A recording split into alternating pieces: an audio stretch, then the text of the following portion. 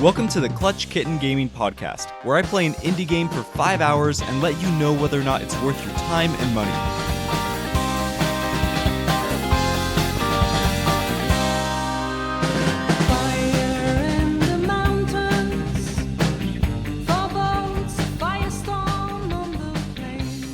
Hello and welcome everyone. This is James, also known as Clutch Kitten, and I am so glad that you're here for episode 53 of the show. So if you've been listening for pretty much any amount of time, you're aware that I mention 5-star reviews on iTunes often. Well, it turns out that I've been so focused on letting you know that it helps the show that I missed a review from the end of July. This one comes to us from Basement Bum via Apple Podcasts, who says, "Nice, bite-sized but thorough reviews, really well done." Basement Bum, I appreciate the review, my friend. My goal is to hopefully provide value in a short amount of time, so I'm glad that you found that to be a positive. In addition to giving the show a 5-star review on iTunes or Apple Podcasts like Basement Bum, another wonderful way you can support the show is by sending your emails to klutchkittengaming@gmail.com or by reaching out on Instagram at klutchkittengaming. In the news this week, there is quite a bit going on. If you've been following the game industry at all, you're likely aware of some pretty heavy topics that have been surfacing. Although I'm glad that news is coming to light, I don't think that talking about it for 2 minutes on this show would give it the respect it deserves. So, we're going to stick with the lighter topic of Switch Online. I honestly didn't think this would be happening so soon, but Super Nintendo games are finally coming to Switch Online's catalog of games. Well, actually, they're already here because they were released on September 5th. What's exciting to me is that this not only indicates Nintendo's commitment to improving the value of their service, but it also means I can now play Super Mario World on the go. As of right now, 20 Super Nintendo games have been announced, but I have no doubt that more will be coming in the future. Let's do a quick run through of those 20 games. Brawl Brothers, Breath of Fire, Demon's Crest, F-Zero, Joe and Mac 2, Kirby's Dream Course, Kirby's Dream Land 3, Pilot Wings, Star Fox, Stunt Race FX, Super EDF, Super Ghouls and Ghosts, Super Mario Kart, Super Mario World, Super Mario World 2, Super Metroid, Super Puyo Puyo 2, Super Soccer, Super Tennis, and last but not least, The Legend of Zelda: A Link to the Past. Damn, I know I said super a lot of times, but if that lineup doesn't make you want to get Switch Online, I don't know what will. Also, if you need more ways to spend your money, they're putting out a Switch SNES controller just like they did with the Switch NES controllers. It's going to cost you $30 a pop, but if you're wanting to get more of that classic experience while you play all of these games, that seems like a great way to go. Let's move on now to this week's game.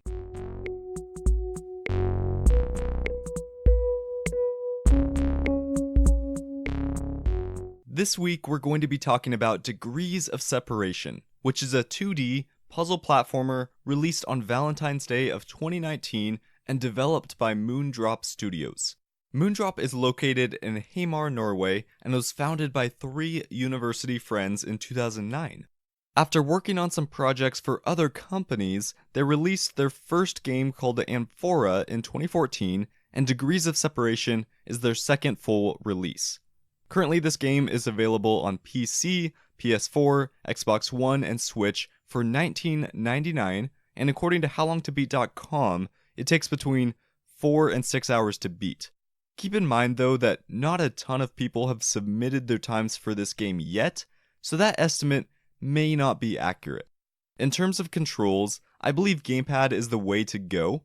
Although this is a puzzle platformer where the gameplay is much more methodical and measured, I still think mouse and keyboard are subpar for this style of game. That being said, if you're playing on PC and don't have a controller, I wouldn't be all that worried. You will be just fine. Let's move on now to the narrative. What do you do when the very person you love is completely unlike you? Ember hails from the warm and beautiful forest, a place full of life and mystery. Whereas the one she loves, Rhyme, is from the frozen mountains, a rocky and cruel place where stone and snow make their home. Despite their differences in upbringing, they fell deeply in love at first sight of each other. Ember longs to hold Rhyme on an icy lake, and Rhyme is mesmerized by the heat on Ember's skin. Yet, they're unable to enter each other's world.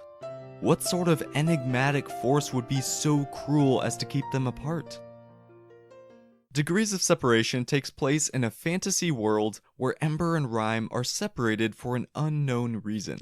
As Ember walks, the world around her emanates warmth and life, and as Rhyme moves, the foliage freezes and the water hardens. Moondrop did a great job of setting an emotional tone right off the bat. Degrees of Separation is a story about mystery, love, and overcoming obstacles, but it's important that we ask ourselves, how is it that the story is told, and is it effective? The story unfolds line by line as a narrator speaks of what Ember and Rhyme see, what they feel, and how they desire to be together. In a lot of ways, the narration feels poetic. It's written to make you feel the tragedy that the lovers are living, so in that sense, the storytelling is well crafted. The narrative arc isn't unique in the grand scheme of things, however, it still maintains that sense of intrigue for a large part of the game. Where I believe the story starts to slip is in the pacing.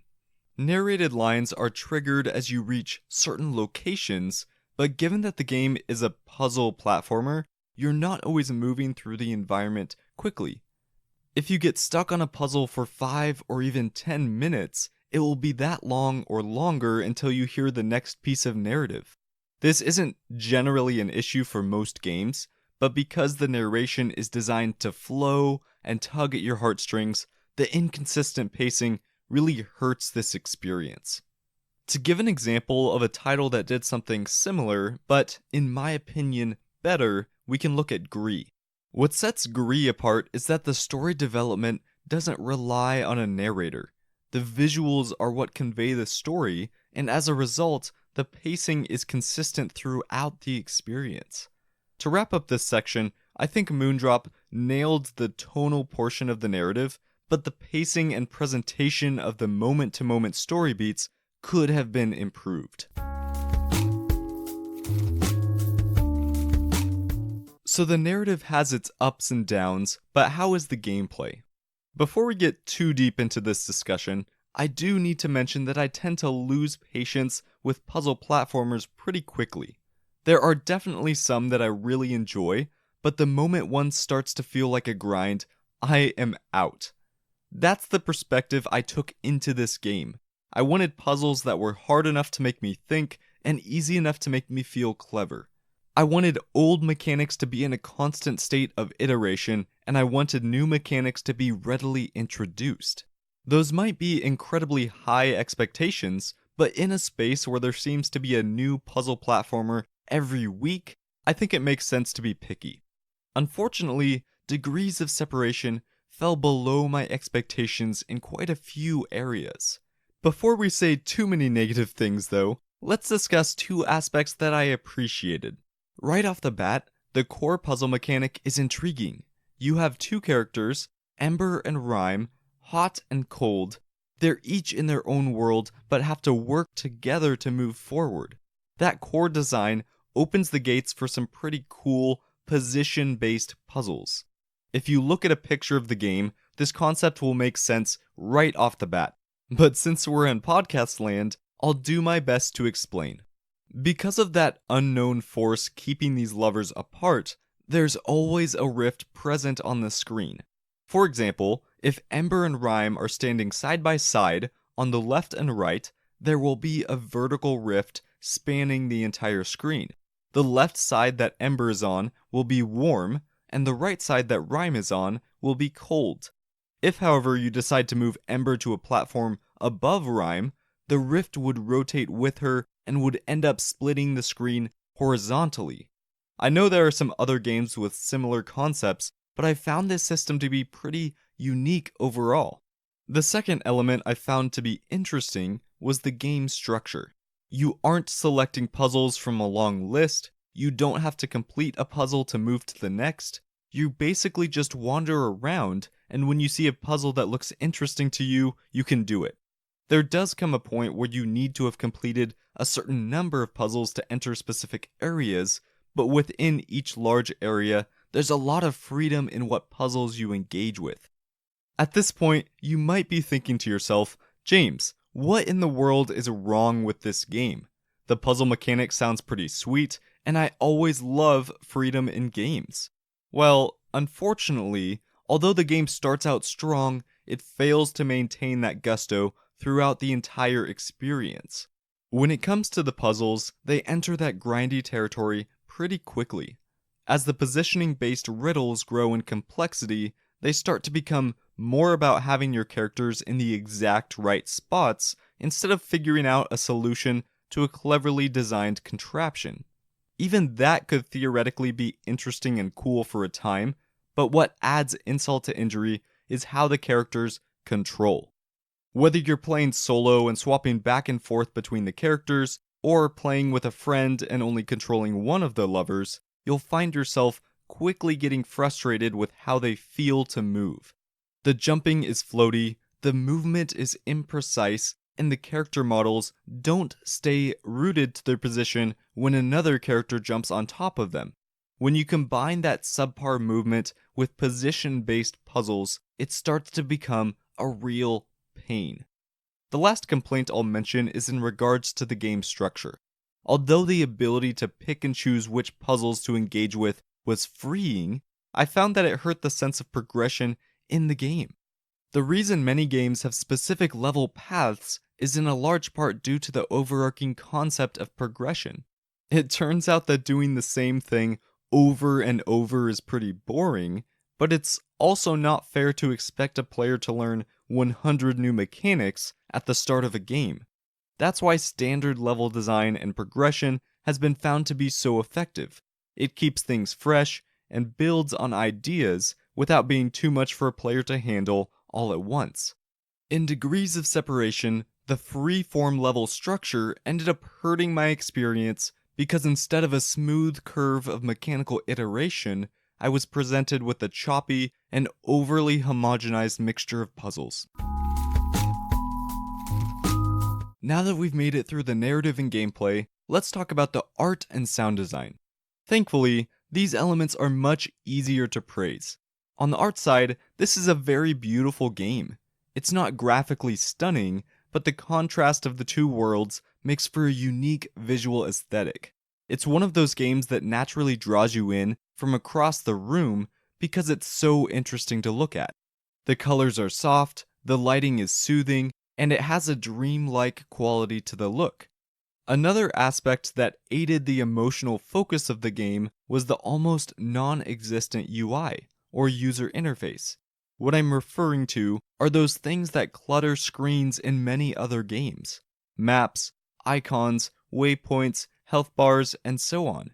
Degrees of Separation has very little clutter on the screen, which really aids the overall tone.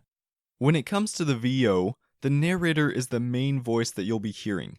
I wasn't particularly impressed by her performance, but I also think my perspective was a bit stilted due to the poor pacing of her lines. Last but not least is the soundtrack. It was composed primarily by Christian Braystein and also featured Simon Stoke. It was a lovely mixture of piano and orchestral pieces, which did a great job of evoking feelings of mystery and love. Those feelings in turn blended nicely with the overarching themes of the game. This isn't a score that I'll turn to get hyped about my day, but it was a perfect fit for this game.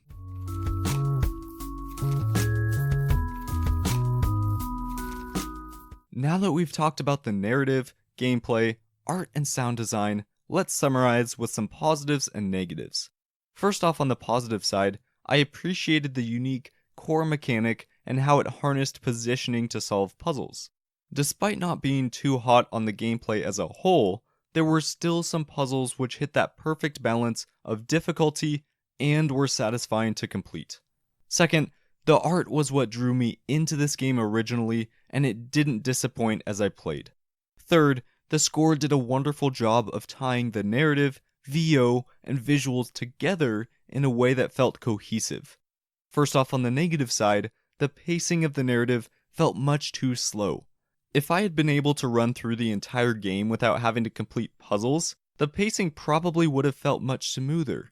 But that's obviously not how this game was designed to be played. Second, despite an interesting core concept, the puzzles began to feel grindy much earlier than I anticipated. Third, although freedom is often something to be welcomed in games, I found that the non-linear puzzle design led to a poor sense of progression.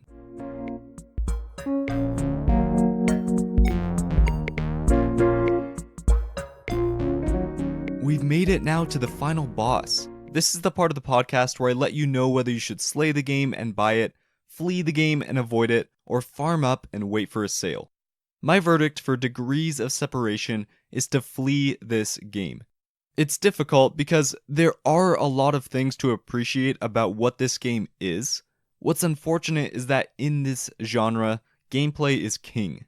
If the mechanics become frustrating to interact with, there's no way to ignore that fact since you're required to engage with those systems in order to proceed.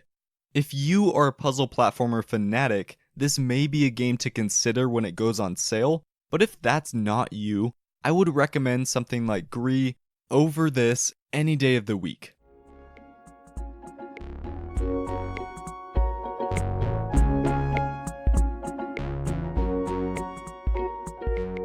As always, thank you all so much for taking the time to listen in. If you haven't already subscribed to the show, make sure that you do so you don't miss any upcoming episodes. I also would love it if you told a friend about the show. I hope you have a wonderful rest of your day, and I'll see you in-game.